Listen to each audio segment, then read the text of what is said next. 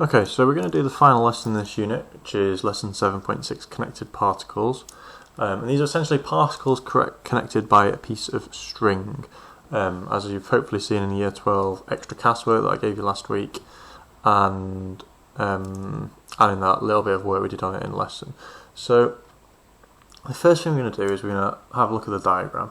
Right, so we've already drawn a diagram, which is nice. So you've got the string here connecting the particles and a pulley. And the key thing about string, it's always the same for string, is that you have tension. And tension is always the force along the string, and it's always the same all the way along the string. You just have to think about which way it's acting, right?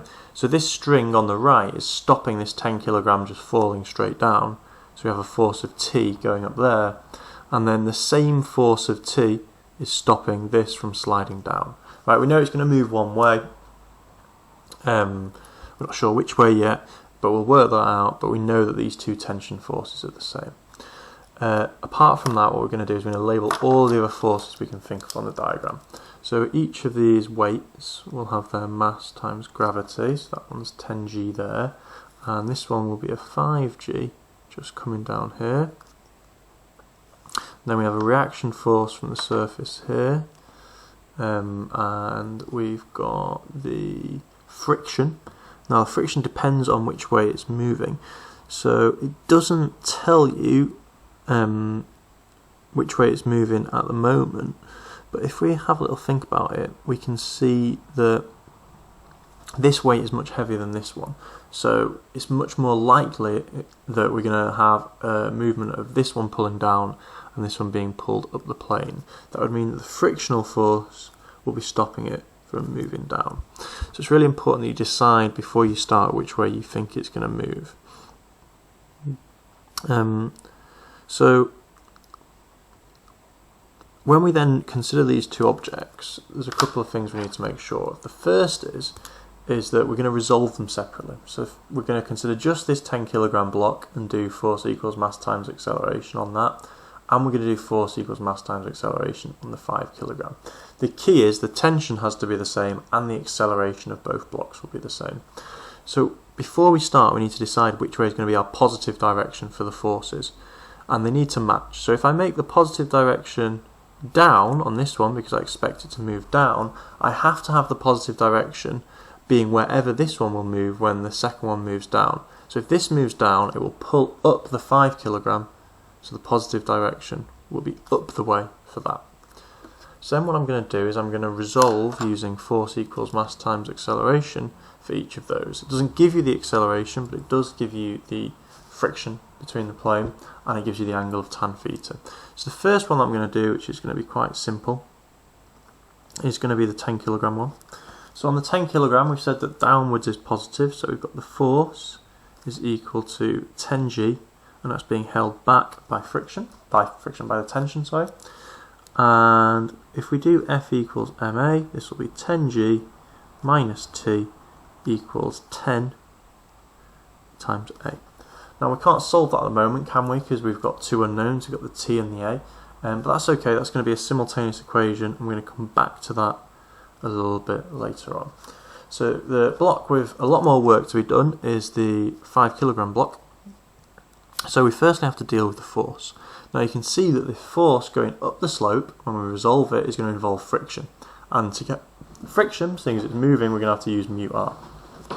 So what we're going to do is we're going to resolve it firstly in the direction of r, right? And we'll get that r equals, this is for the 5 kilogram one, so we get that r equals, and we have to resolve this one, the one that's balancing it out, by putting a 90 minus alpha there, which means that we need to know, well, we'll have that this is 5g sine 90 minus alpha, which is equal to 5g cos of alpha, using that rule that 90 minus alpha of sine is the same as cos alpha.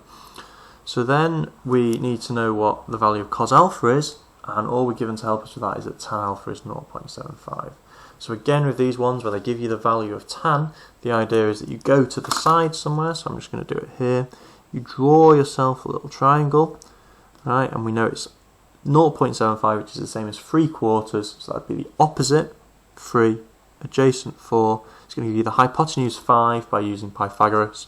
Then you can read off that cos alpha is equal to 4/5 and sine alpha is equal to 3/5.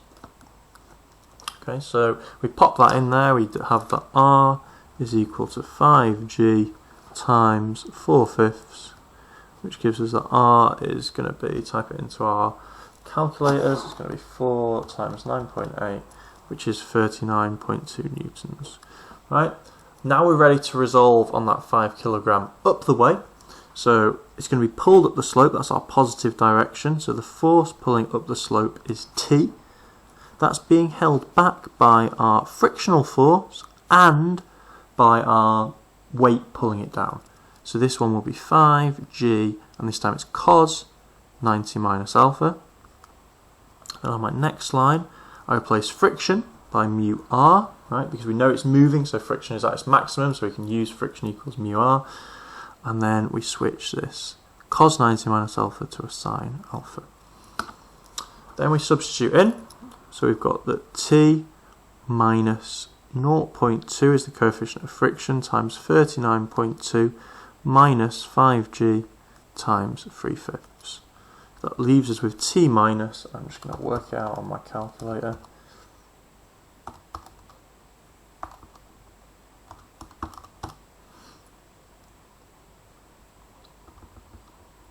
Okay, so I type all that in. I get this T minus 37.24. So that's the force, and then we're just going to resolve using F equals ma. So we get that T minus 37.24 is equal to the mass, which in this case is 5, times the acceleration. And that is our second equation that involves T and A. So as you can see, I've now got two simultaneous equations. I will rearrange the second one to make it T equals, so this can be T equals 5a plus 37.24, and then I'm going to substitute into this one over here. So I'll just do this below in a different colour, slide it up a little bit. So we've got the 10g minus, and instead of T from this one, I'm going to put in 5a plus 37.24, and that's equal to 10a.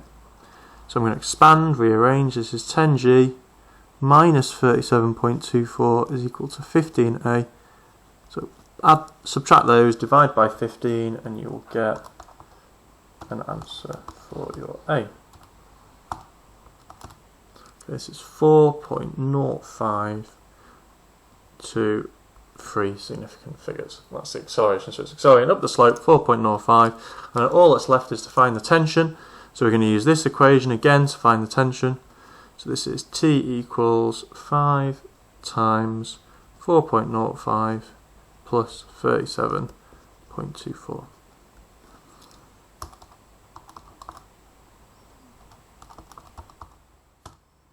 And this is 57.5 newtons to 3 significant figures, and they are your two answers.